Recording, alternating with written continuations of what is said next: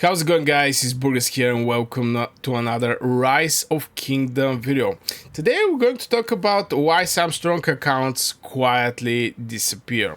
One of the strangest things in Rise of Kingdom is how some accounts become less useful after unlocking stronger troops. It may sound funny, but this is the reality for like maybe 30-40% for the players. Players spent months chasing tier 5s, then suddenly stop showing up in long KvK fights. The weird part is that those accounts often look terrifying initially. We're going to talk about this phenomenon that you're chasing. The tier 5 is one of the end game goals in the Rise of Kingdom. You're chasing that. The moment you catch it, you start not showing that much on the KvKs. Now the tier 5 flex that quietly, actually destroying some accounts.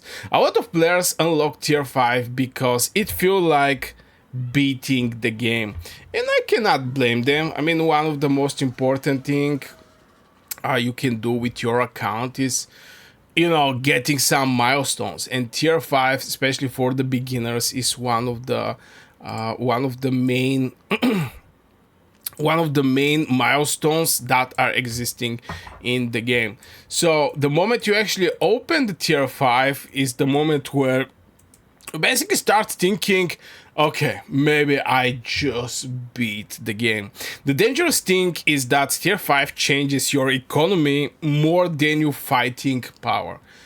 And it's actually, the difference is very small, because you're opening the tier 5, you're going to get some X amount of power. As you can see here, to open the Royal Guard is going to give you like 500,000 extra power.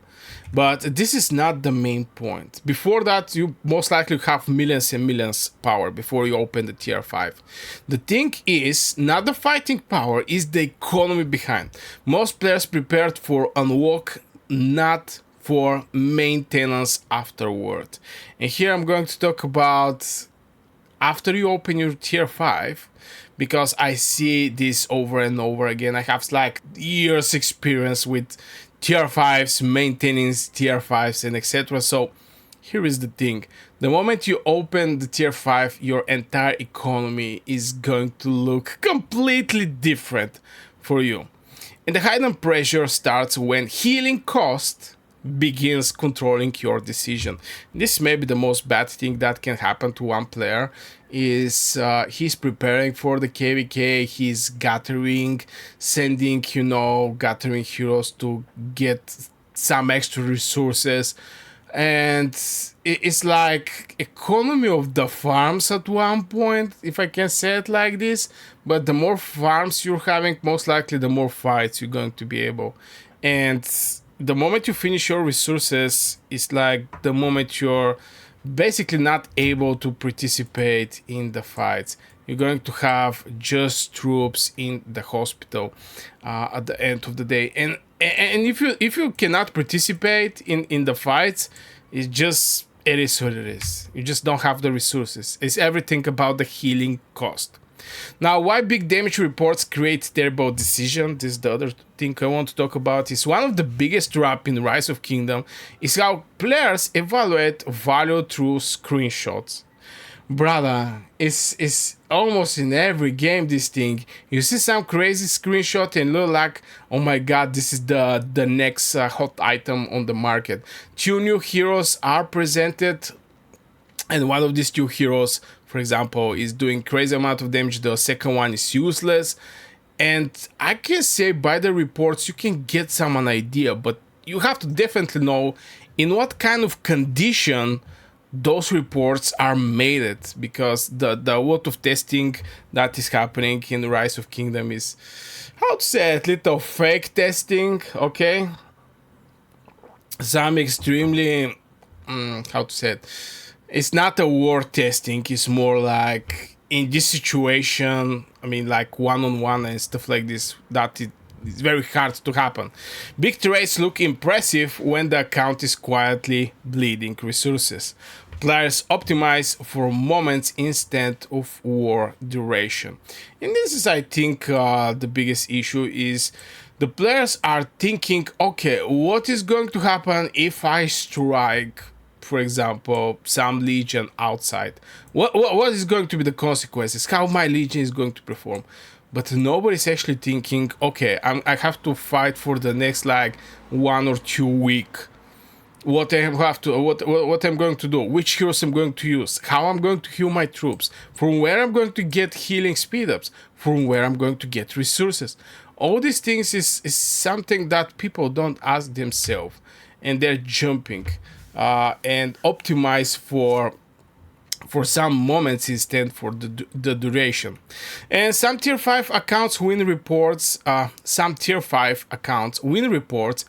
and still lose the KVK economically, because tier 5 is cost a lot. I mean, if I go over the maybe, okay, here we're having the healing is resource healing. I can basically select whatever I want to heal, but if it's like tier 5 here, it's most likely going to cost way more from the tier 4. Speaking about the tier 4, the strange reason tier 4 players sometimes help Kingdom more from a tier 5. Now, some people are going to say, oh, Burgos, wait a minute, what do you mean tier 4 can actually help a KVK more from a tier 5 player? And this is what fascinates me, was watching a certain tier 4 players stay active the entire war. And this is one of the things I'm currently, doing, playing this game, is I open the Gobo, and in Rise of Kingdom, you have a chance to actually check out what is happening with all of the KVKs, and from there is coming my experience with the tier 4 players, and I can clearly see who is tier 4 and who is tier 5. And this is what fascinates me, is how does certain tier 4 players, actually the smart one, is active the entire war. Strong kingdoms care about sustained participation more than one explosive march. Because again, yeah, you have to be there. You have to be present if you want your kingdom to win. The dangerous thing about tier 5 is how quickly it reduces your flexibility. More troops often matter more than strong troops during extended fights. And this is one of the things, that you may have more troops, more tier 4 troops. At the same time, tier 4 troops is going to cost less resources from the tier 5 troops. And I can go on and on and on. But if you have to take something here, it's just that the maintenance of the tier 4 account is more easy from maintenance of the tier 5 account. Now, why whales accidentally create some bad advices? I want to also talk about this topic. Most whale spenders copy players who survive mistakes they cannot survive themselves. Why I'm pointing actually the whale spenders is, whale spenders have access to everything in this game. What I mean by that is, majority of the cases, for example, new hero or whatever is costing like $1, $2, $3, $5, maybe $10, something that a whale spender can actually afford, and they can have their hand over 99% of the content.